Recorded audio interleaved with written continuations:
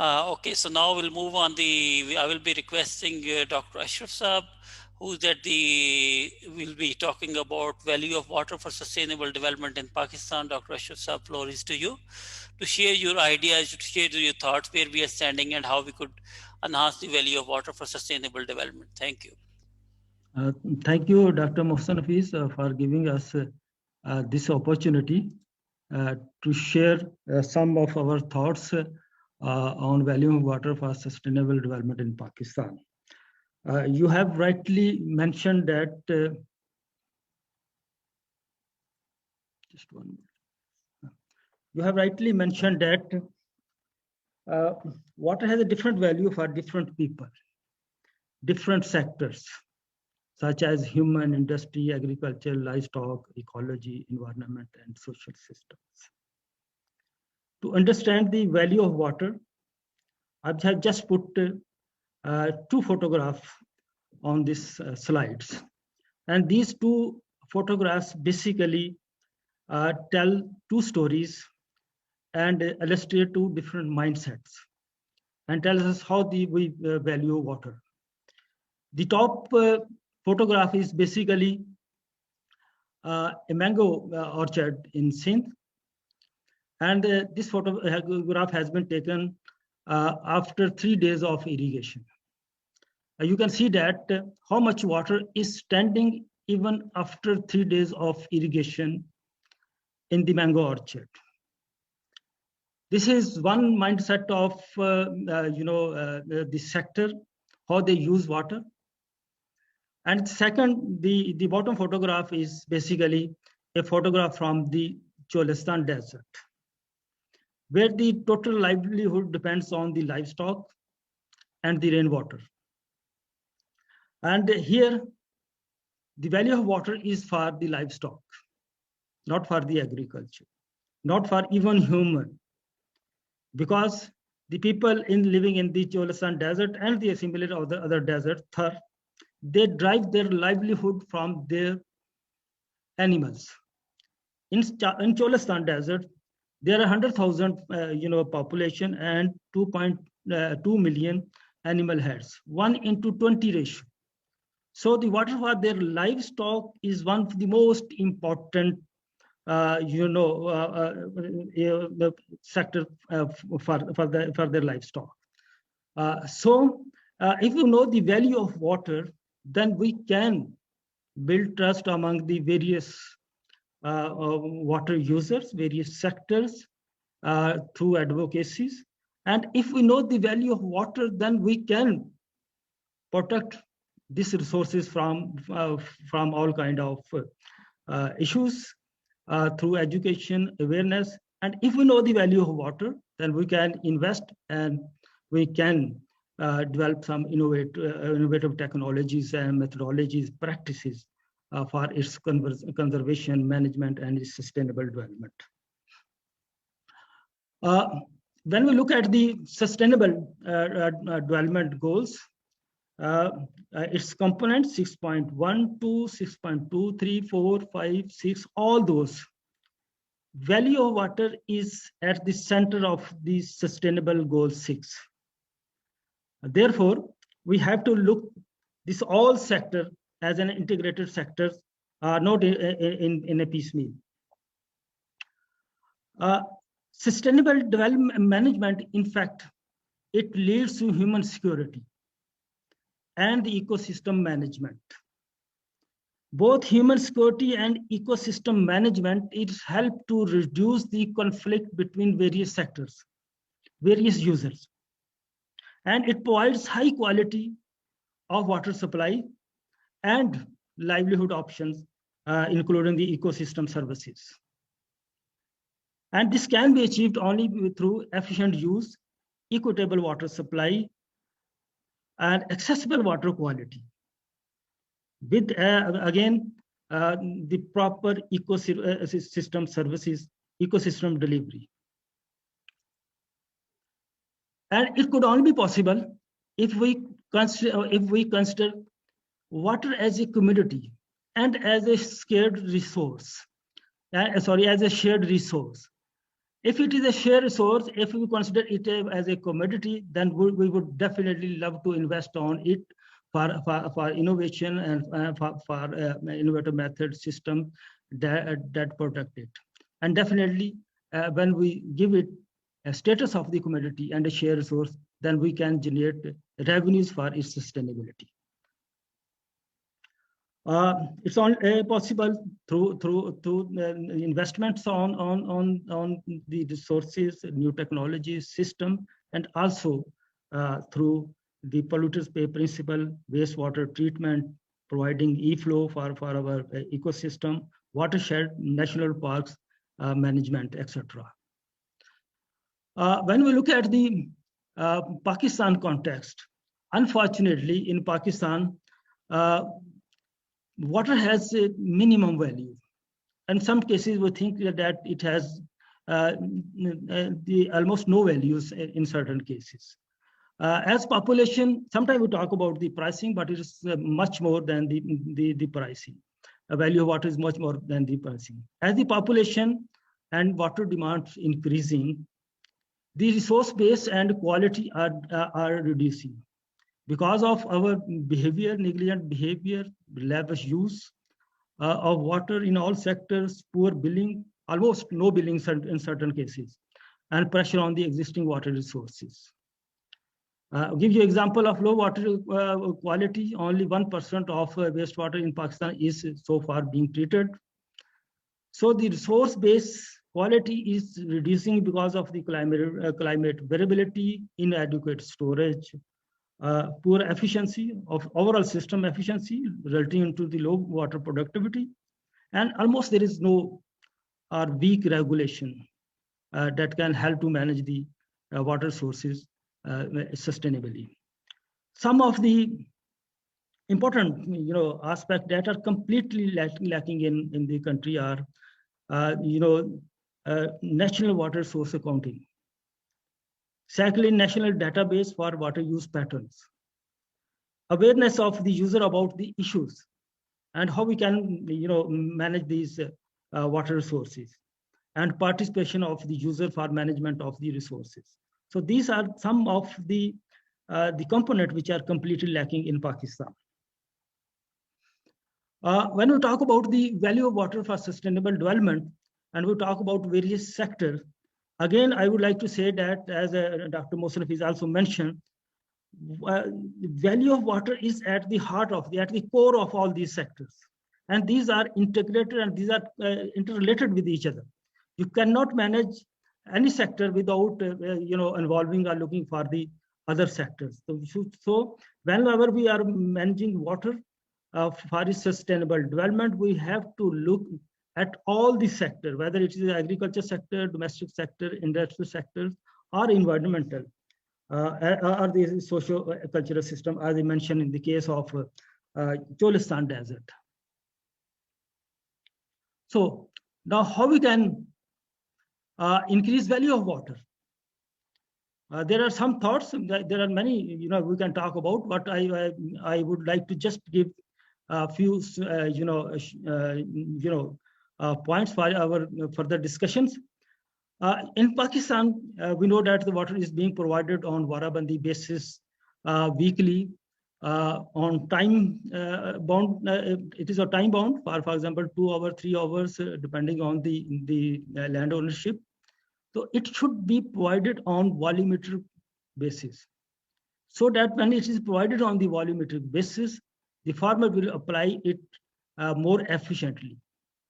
Secondly, at this moment, everybody can plant any crop anywhere in the country. For example, you have seen that sugarcane and rice are growing now in the southern Punjab. In southern Punjab, there is still, at this moment, the surface water is not, available to meet the crop water requirement, and the groundwater is saline. So when we are, growing sugarcane and particularly sugarcane in those areas, we are bringing secondary salinization. We are pumping the fossil salts and bringing it to the surface. So the high delta crops like sugarcane and rice, these should be restricted to the specific area and should only be grown for our domestic purpose, because rice, export, sugarcane export is by all means is a loss gain for the country, because when we are exporting sugar or rice, we are in fact exporting water virtually. Thirdly, we need to value water according to its the value. We need to value water, and we need to link it with the pricing in such a way that it's linked with the water. The high value crops, high water loving crops, those crops that use more water, it should be priced accordingly. And fourthly, but not last, but the drought tolerant crops like edible crops, like pulses, these need to be included in this system, because they take much less water and they have much more economic values. And the domestic sector, though this domestic sector, we use relatively small amount of water as compared to the agriculture, where we use more than 93% of our water. But this sector is very important for the whole system, for the whole country, because this small system has a lot of impact on the economy and also on the ecosystem. If the water is not available at the domestic level, it will impact the whole society. So provision of safe water at the doorstep is the responsibility of the state, and it should be metered and it should be built on the volumetric basis. We cannot afford to waste water, particularly in the domestic sector, because in the domestic sector, water is very much costly. We are pumping it from a greater depth. We provide it, at a substantial cost to the community at their doorstep. And when it comes to the doorstep, it cannot be wasted like the water in the agriculture sector. So the community living in all these sectors, particularly in the domestic sector, needs to be to be educated through awareness campaigns. The involvement of private sector is very important. Here we have to bring the service delivery concept. We know that already many private sectors, particularly bottled water brand, they have entered into this business, and they are providing services they're providing water at the doorstep, and they charge huge cost. So private sector should be involved to provide by the people at a reasonable cost, so that it is properly managed. And of course, use of IT for system leakage and response is also very important. Unless we don't know where leakage is, we cannot respond. I give you an example of Islamabad. We used to listen hue and cry about water issues in Islamabad. In fact, in Islamabad, 40% of the water is lost in this system, and these are the CDA's own sources. So if we detect these kind of losses in the system, we can respond accordingly.